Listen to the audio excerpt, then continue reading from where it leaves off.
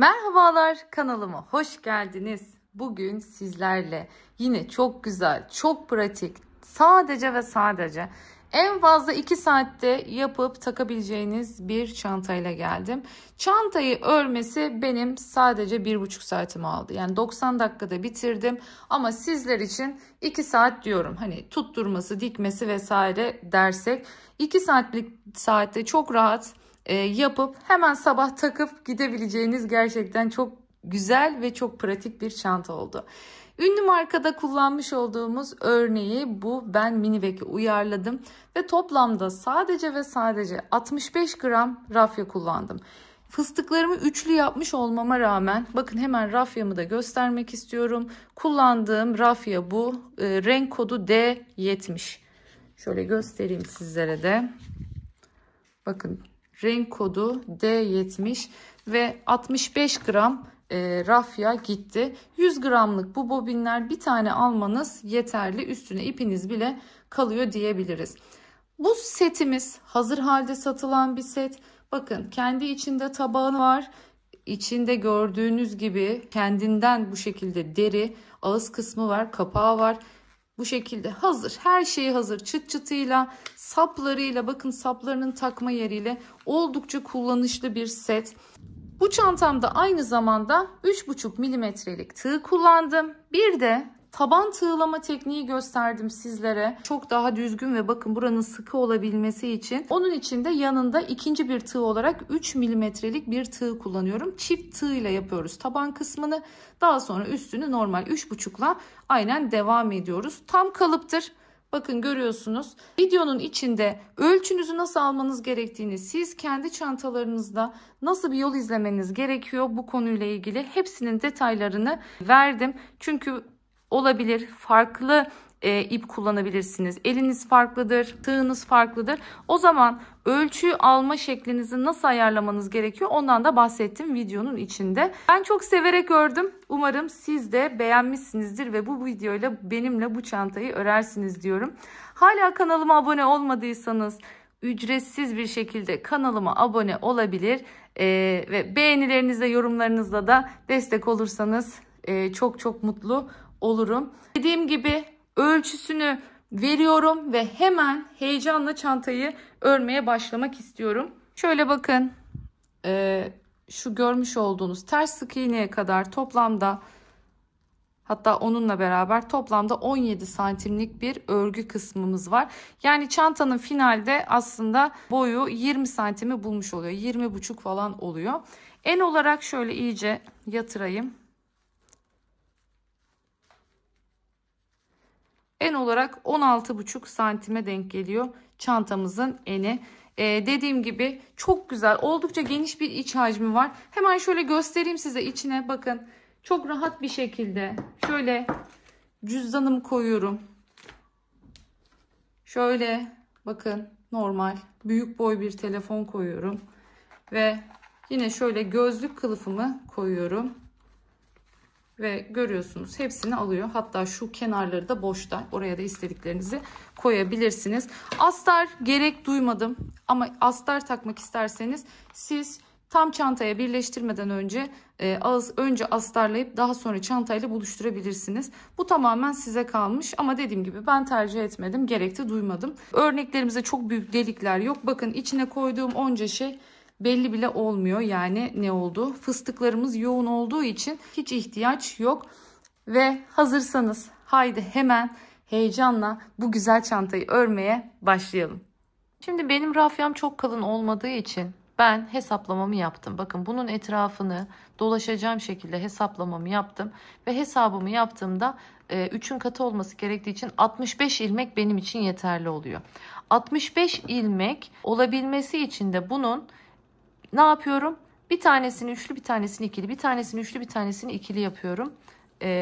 Tekrar söylüyorum. Siz kendi hesabınızı yapın. Bu çok önemli.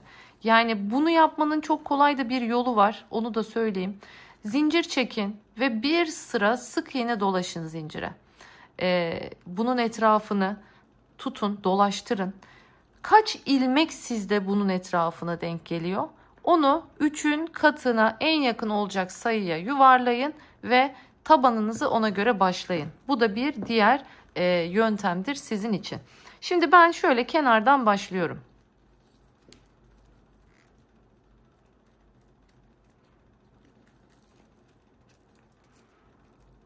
Tekrar söylüyorum, benim rafyam ince bir rafya. Yani hep o kullandığım Milano rafya kadar ince değil.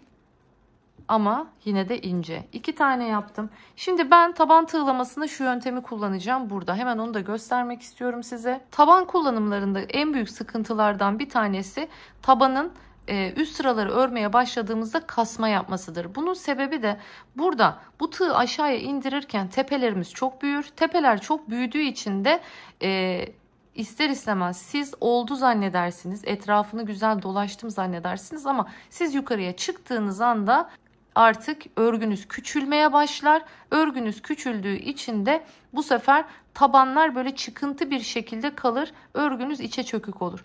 Bunu önlemenin yolu ise çift tığ ile tabanı dolaşmamız gerekiyor. Bakın 3 milimetrelik bir tığ aldım elime. Hemen giriyorum. Alttan ipimi çekiyorum ve bu tığa geçiriyorum. Bakın şöylemesine değil. Normal yukarıya çıkarttığım şekliyle. Şöyle göstereyim. Şu şekilde çektim. Bu şekilde geçiriyorum. Bu. Böyle yaptığım zaman şu tığımdaki ilmek genişlemiyor. Geliyorum hemen yanındakine. Bakın buraya ne yapmış oldum? 2 tane yapmış oldum. Birincisinin tepesi yok. Onu dönüşte yapmış olacağız. Tepesini dönüşte yapmış olacağız. Bir üst sıraya geçerken. Bakın çektim. Görüyorsunuz. Tepelerim küçük oluyor bu sayede. İpimi de içinden yürütüyorum. Başlangıç ipimi. Geldim buna. 2. Geldim buna. Bakın 3.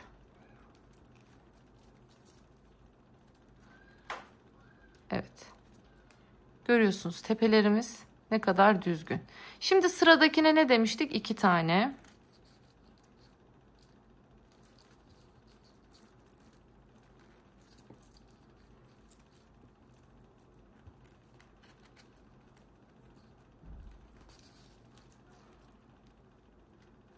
Şimdi sıradakine 3 tane.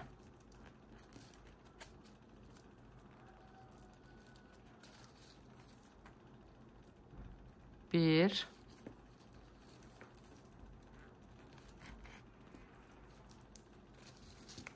Üç buçuk milimetre ile örüyorum ben bu rafyayı. Dediğim gibi rafyam ince. 2.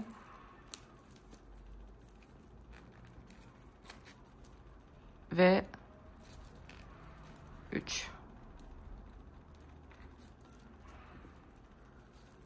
Çekiyorum. Bakın devam ediyorum. Şimdi sıradaki ikili olacak. Tabanı tığlarken tabanımızın yüzü bize bakacak. Çektim. 2.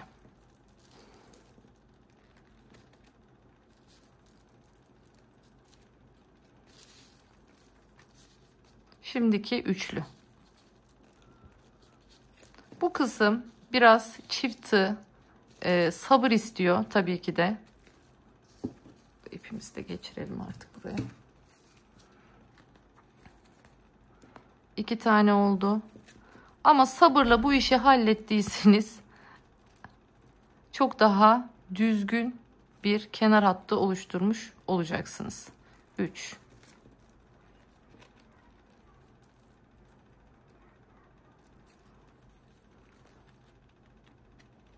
Hatırlarsanız daha önce bu çantayı yaptığımda hepsine 2 batmıştım. Köşelere birer tane 3 batmıştım. Çünkü o rafya kalındı. Normal yerli rafyaydı. Kalın derken hani klasik yerli rafyalardandı. Ama bu gördüğünüz üzere ince. O yüzden söylüyorum. Sizin kendi sayınızı oluşturmanız lazım. Çünkü aynı ipi sürekli kullanamayız ister istemez. Ama tekrar söylüyorum, nas rafya kullanacaksanız doğrudan, eliniz de benim gibi sıkıysa bunu kullanabilirsiniz. Şimdi bakın 3 2 3 2 diye yoluma devam ediyorum. Şimdi bu şekilde tamamlayalım. Gelelim buradan sonra üst sıraya nasıl çıkacağız onu göstereceğim. Evet, şimdi sıranın sonuna geldim. Artık bakın en son 3 tane ile bitti. İpimi uzatıyorum. Şimdi burada arkadan şöyle, şimdi bir 3 milimetrelik tığım alayım rahat girebilmek için. İpimi buradan arkaya geçiyorum, çekiyorum.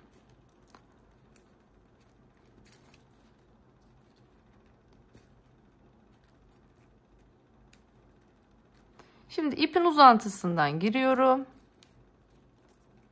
Şimdi ipimi sıkıştırıyorum.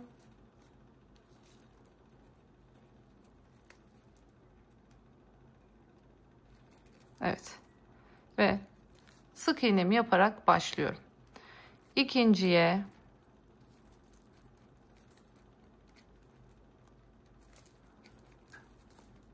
üçüncü, bu şekilde 65 gözümüz vardı. 65 tane gözümüzü sık iğnelerimizi yapıp geliyoruz. O kadar çabuk bitecek ki çantanız. İnanamayacaksınız gerçekten. Çok pratik. Ben de zaman tuttum. Kaç saatte ördüğümü paylaşacağım sizlerle.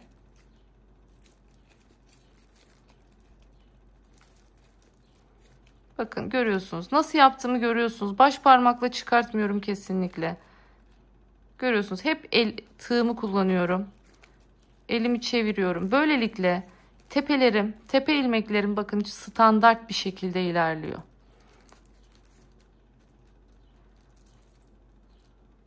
Bu çok önemli. Güzel sık iğnenin sırrı. Çektiğimde tepesi sıkı ve bunu birazcık uzatıyorum.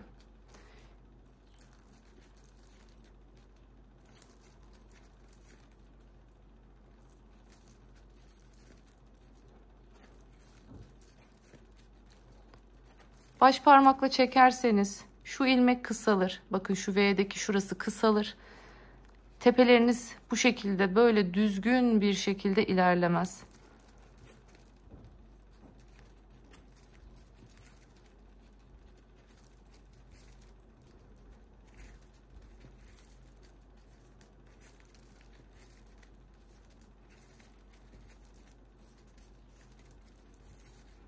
Şimdi sıra sonuna kadar örüp geliyorum. Evet, geldik sıranın sonuna. Bakın şöyle elimle güzelce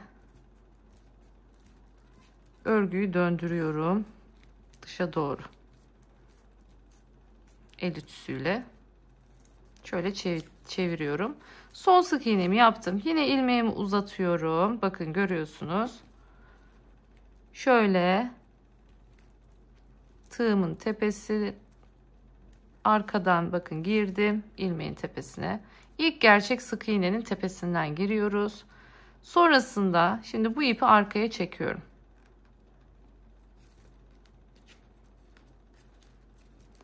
İpi zaten görüyorsunuz, uzantısı burada. Girdim. Şöyle çekeyim, biraz sıkışsın. Sonrasında artık ne yapıyoruz? Fıstıklarımızı koymaya başlıyoruz. Şimdi ipimi bu şekilde uzattım. Fıstığımızı kurmaya başlayacağız. Bakın doladım tığıma. Şimdi tekrardan bir daha doladım. Ve üçüncü kez tekrardan giriyorum. Şimdi hepsini bu şekilde topladım. Ve bakın tığımda bir tane zincirle bunun tepesini yaptım. Sonrasında şöyle söyleyeyim. Şimdi bu şekilde gidiyor. Şimdi 2 tane de araya zincir çekiyorum. Şöyle başlayacağız. Tığımı bakın doladım burada. Aynı battığım yere tekrardan batıyorum.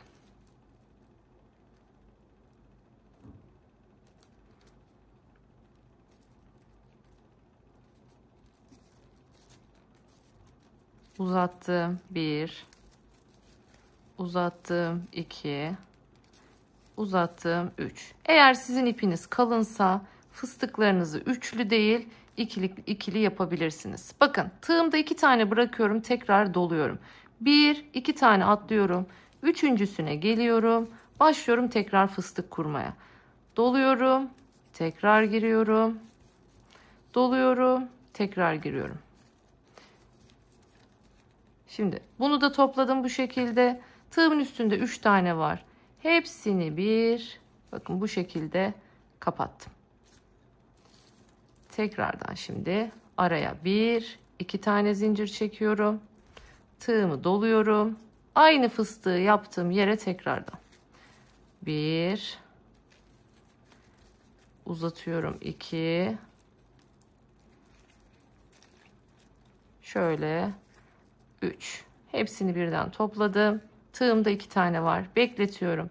1, 2 tane atlıyorum. Üçüncüsüne giriyorum.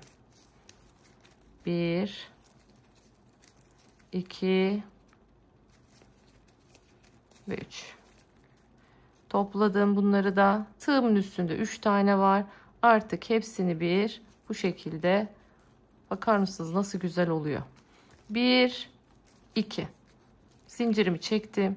Tekrar aynı noktaya, en son battığım yere tekrar giriyorum.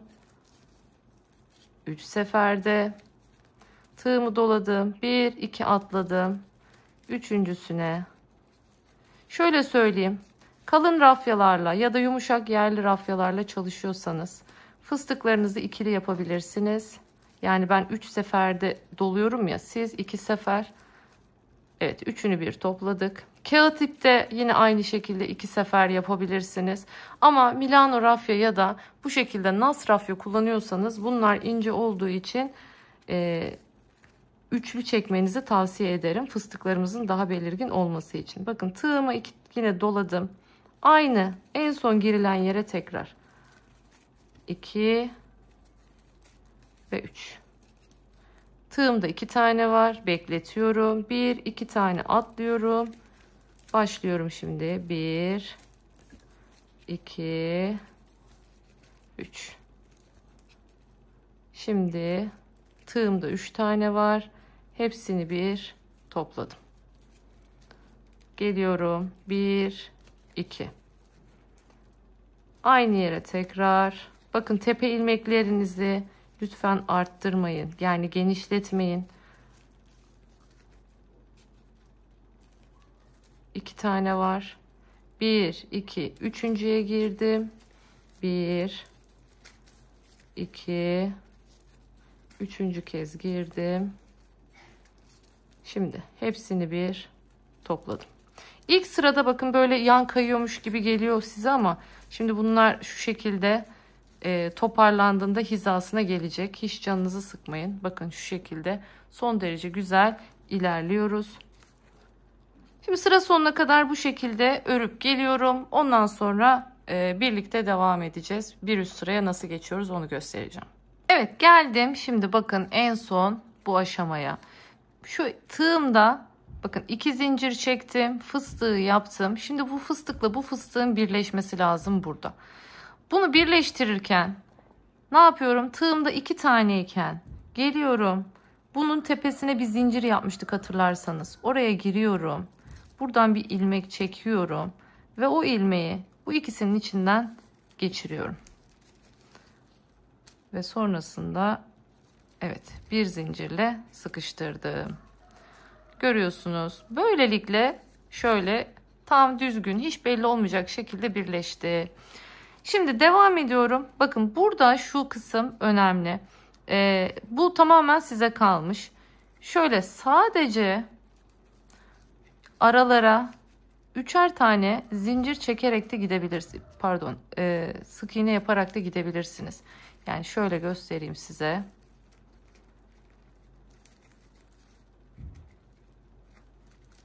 Tepelere hiç batmıyoruz. Şöyle.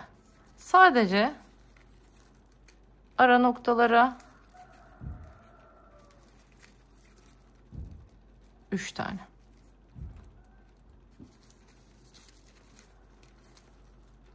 Burada önemli olan nokta tepelerimizin sık olması. Tekrar söylüyorum.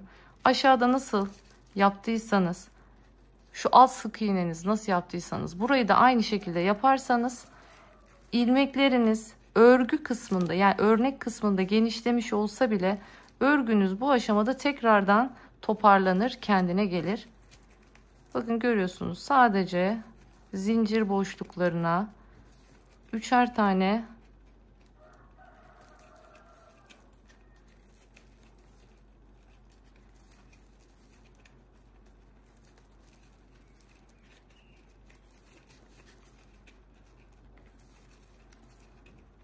evet, şöyle görüyorsunuz.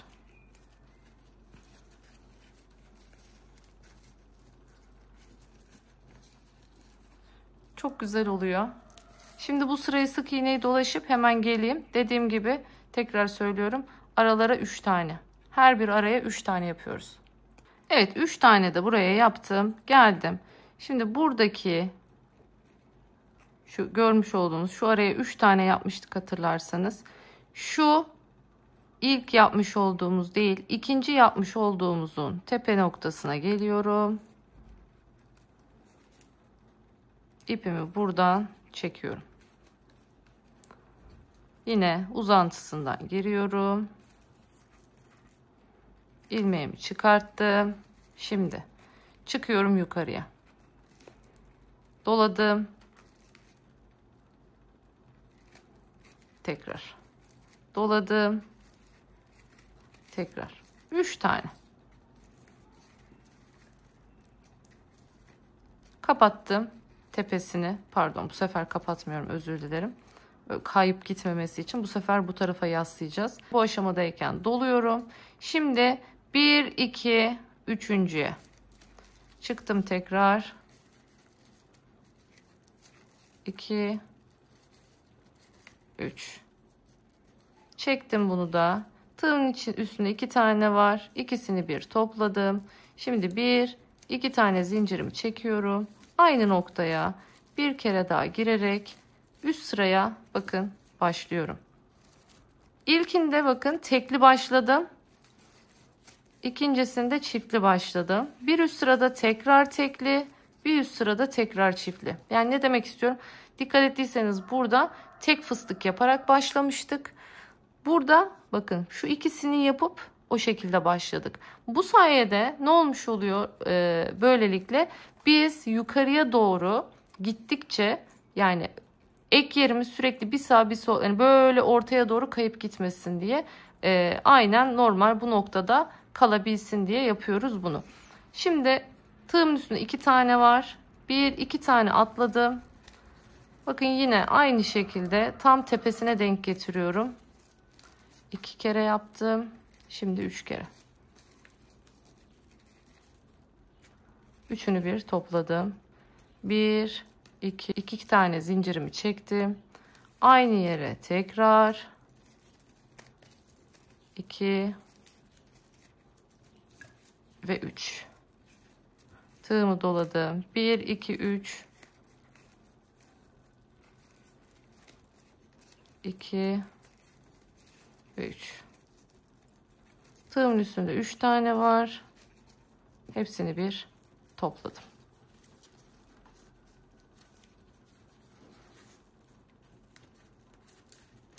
Şimdi bakın kastettiğim nokta şu. Bu şekilde şimdi devam edeceğiz. Örnek aynı örnek zaten devam ediyor. Bakın demek istediğim şu.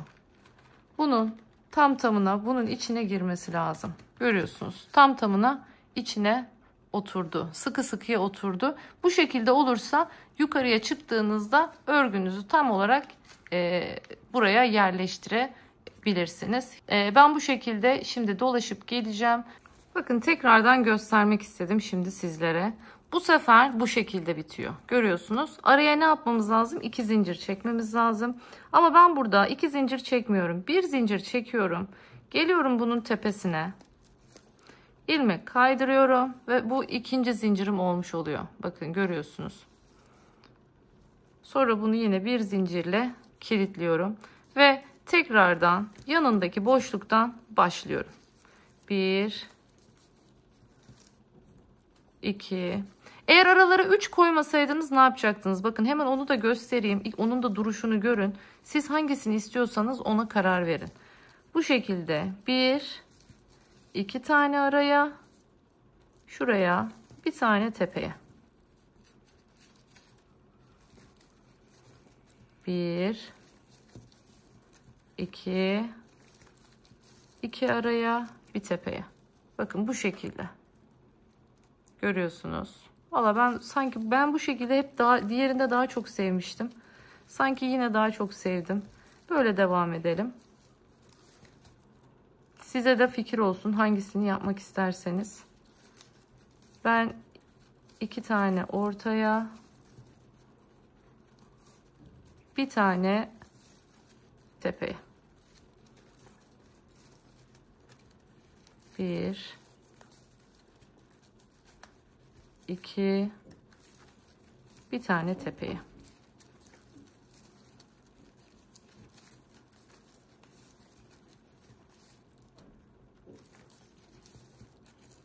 Bunu da gösterdim size, bunu da gösterdim. Markanın orijinalinde bu şekilde yapılmış ama ben örnekte şu duruşu daha çok sevdiğim için yine çantamda onu kullanmıştım. Bunda da yine aynısını kullanmaya karar verdim.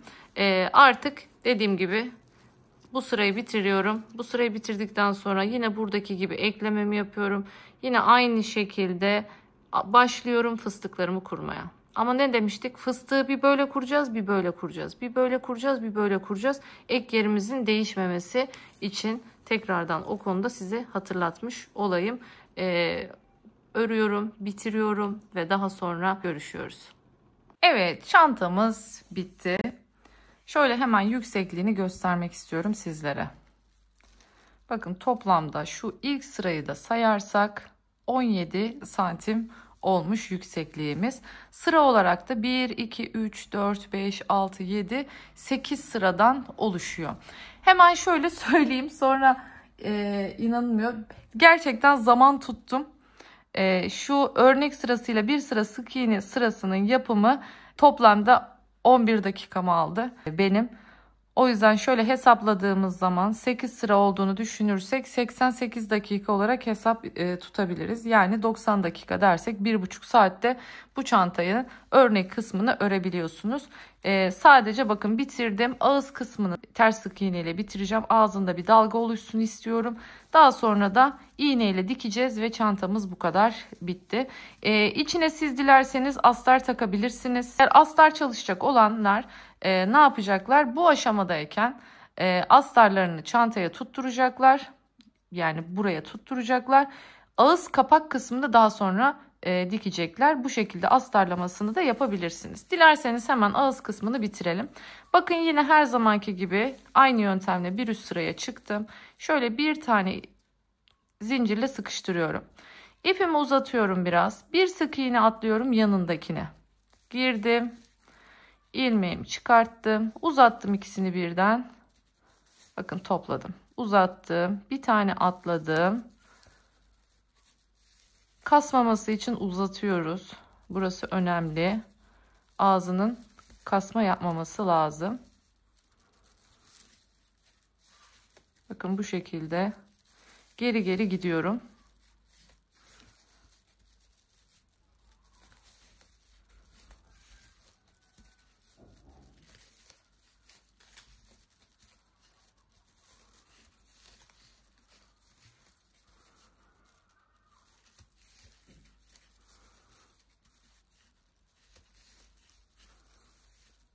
Şimdi sıra sonuna kadar bu şekilde dolaşıp geleyim. Evet, geldim. Şimdi sıra sonuna. Bakın en sonuncuyu da yaptım. Bu aşamadayken kesiyorum. İlmeğimi çıkartıyorum. Ve ipimi iğneme takıyorum. İlk başladığım nokta bakın burası. Şimdi buradan ipimi öne doğru çekiyorum. Şu ağız kısmını bu şekilde tamamlamış oldum. Görüyorsunuz. Yine şöyle bir geriden tekrar öne doğru çekiyorum. Ve sonrasında şöyle doğrudan sık iğnelerimin arasından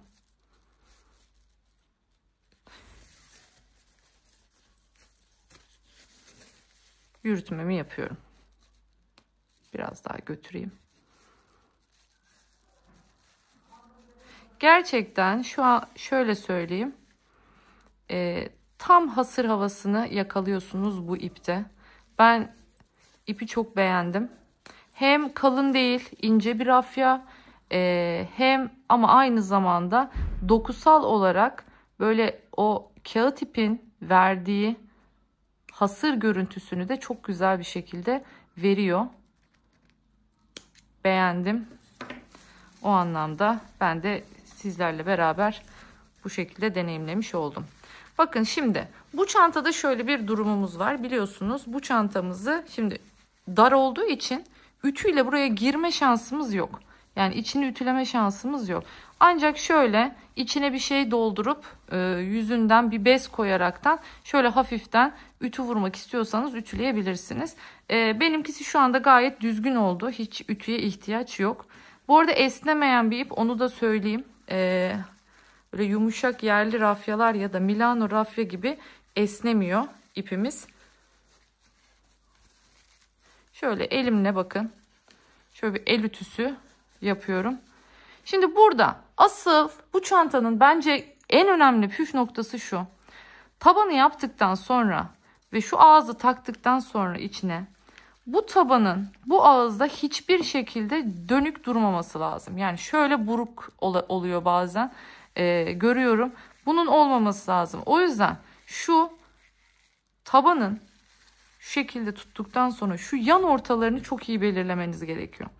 Bakın şöyle tuttuğunuzda tam yan ortalarını doğru belirleyeceksiniz ki burada da tam şu görmüş olduğunuz yan ortalarına denk getirebilirsiniz. Bu kısım çok önemli. Şimdi bakın burada siz kendiniz karar verin. Çantanızın önü neresi olsun, tersi neresi olsun. Zaten ek yerimiz belli olmadığı için bence önünün arkasının hiçbir önemi yok. Bakın görüyorsunuz bende hiçbir fark oluşmadı. O yüzden hiç önünü arkasını dikkat etmeden bunu ağız kısmına geçiriyorum. Bakın görüyorsunuz. Ben şimdi öylesine size göstermek için, hani ölçüsünü göstermek için taktım. Bakın tam tamına girdi. Hiçbir şekilde bolluk yok, potluk yok. Şimdi yanlarını işaretleyip doğru yere denk getireceğim. Bakın şu anda mesela böyle taksam görüyorsunuz buruk. Şimdi diyelim ki yok. Ya bunlar olmak zorunda mı? Değil elbette ki. Siz bu durumda bu çantanızın boyunu mesela bir sıra daha uzatabilirsiniz. Bir sıra daha uzatabilirsiniz. Aynı şekilde tabanınızı kendiniz örerek yapabilirsiniz. Ve üzerine koyup isterseniz dilerseniz küçük bir kapak çalışıp üzerine bir kapak yapabilirsiniz. Yine saplarını kenarlarından örgü uzatabilirsiniz. Yani dediğim gibi bu çantayı tamamen her şeyiyle siz örgülü bir vaziyette de örüp kullanabilirsiniz. Dilerseniz hemen yerini ayarlayayım güzelce ve dikmeye başlayalım. Evet, aldım ipimi. Şimdi hemen şu yan noktadan dikmeye başlıyorum.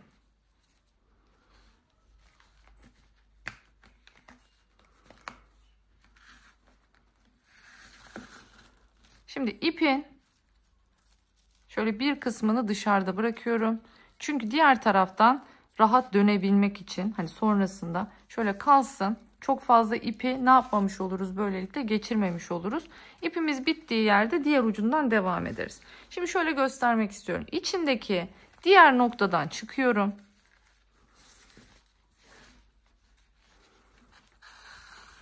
Çıktım. Şimdi bir diğer noktaya giderken böyle üstten gitmiyorum. Şuradaki sık iğnelerimin 2 tane sık iğnemden geçiyorum. Ve giriyorum.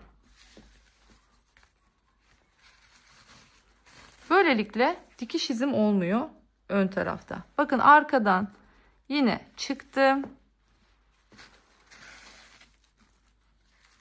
Yine burada 2 tane.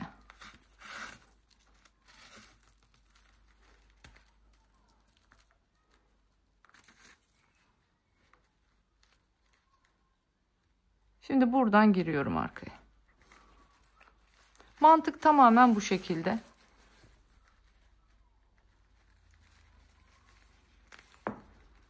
Arkadan çıkıyorum. Pardon. Burada görüyorsunuz sık iğnelerimin arasından geçiyorum.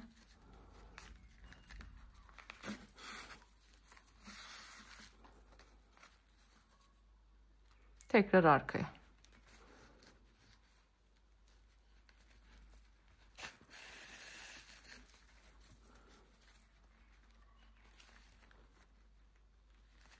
Yine çıkıyorum önden.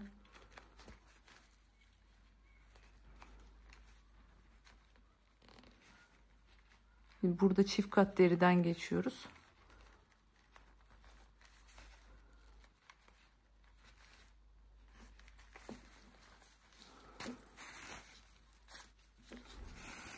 Anlaşıldı diye düşünüyorum şu anda.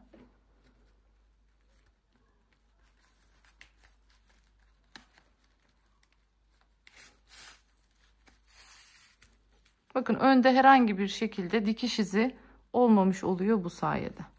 Şimdi buradan yine arkadaki delikten çıkıyorum.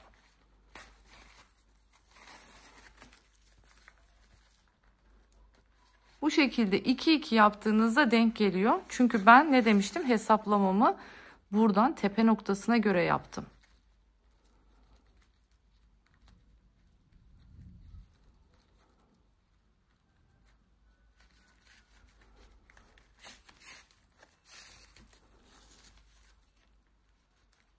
Evet.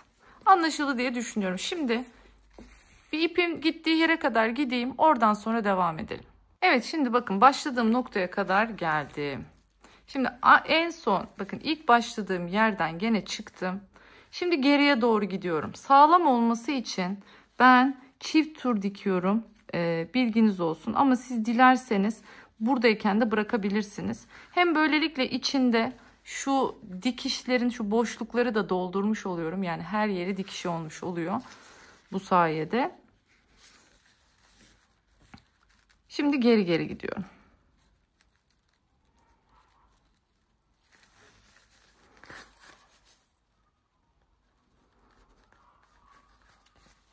Yani yaptığım işlemin aynısı. Şimdi geçmediğim yerlerden geçmiş oluyorum böylelikle.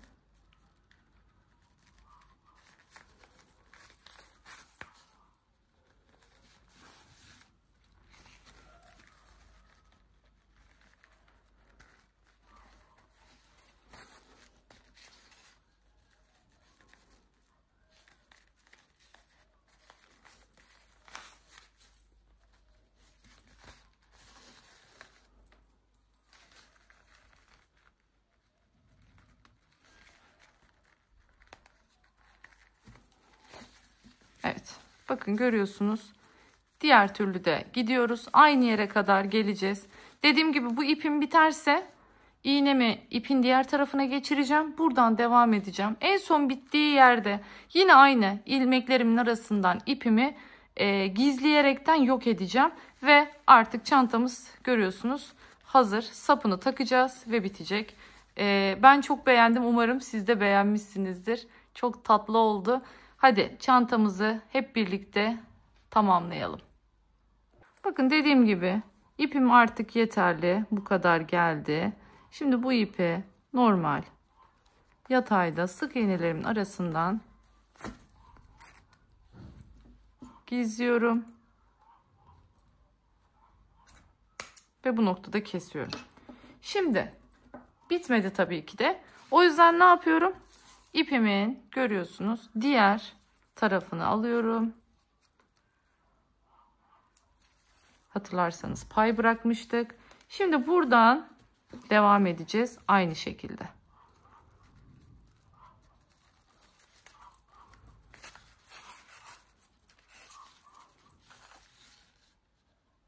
Geçiyorum arkaya. Şöyle göstereyim. Bakın diktiğim kısmı görüyorsunuz. makine dikişi gibi oldu. Şimdi aynı şekilde diğer taraftan yoluma devam ediyorum.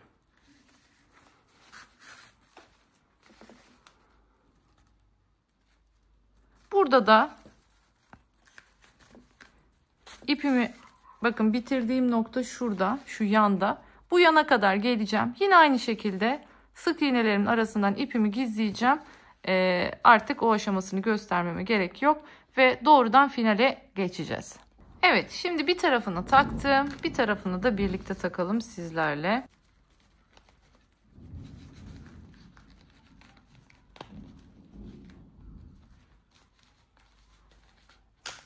Evet. İşte bu kadar. Şimdi biraz kaldıralım kamerayı. İşte finaldeyiz. Gerçekten çok güzel oldu. Bakın ayarlanabilir sapımız. Ben küçülttüm sap kısmını. Buradan ayarlayabiliyorsunuz. Aynı zamanda şöyle buradan takmalı stopperlar var. Yani buradan geçiriyorsunuz. Arkasına vidayla sıkıştırıyorsunuz. Bunları almak istediğinizde kendilerinden temin edebilirsiniz, isteyebilirsiniz. Siz de kullanmak istiyorsanız. Bakın görüyorsunuz oldukça geniş bir iç hacmi var. Yani bunun içine neler sığmaz ki? Bakın bir tane telefon bırakıyorum içine. Nerede kaldı? İsterseniz biraz koyalım, bir şeyler dolduralım. Şöyle bir gözlük kılıfı koyuyorum. Şöyle bir bakın cüzdan koyuyorum. Yani ben bu tarz şeylerde hiç böyle cüzdan bile kullanmam ama bakın cüzdan bile koyuyorum. Oluyor. Daha yanına işte küçük anahtarınız, herhangi bir şekilde rujunuz vesaire ne koymak istiyorsanız koyabilirsiniz. Görüyorsunuz oldukça yeterli bir iç hacme sahip. Şöyle tam tak çık çantası ve gerçekten gördüğünüz üzere de inanılmaz pratik. Çok kısa sürede örüp kullanabiliyorsunuz. Yani gördüğüm en pratik set diyebilirim bu. Çünkü her şey hazır. Ne çıt çıt ne sap, hiçbir şeyle uğraşmıyorsunuz. Ör, birleştir ve hazır. Evet, 2 saatte çok rahat bir şekilde tamamlayabileceğiniz şahane bir çanta oldu. Umarım beğenmişsinizdir. Umarım buraya kadar bu videoyu benimle izlemişsinizdir diyorum. Bir başka güzel videoda daha görüşmek dileğiyle. Kendinize çok iyi bakın. Hoşça kalın. Kanalıma abone olmayı unutmayın.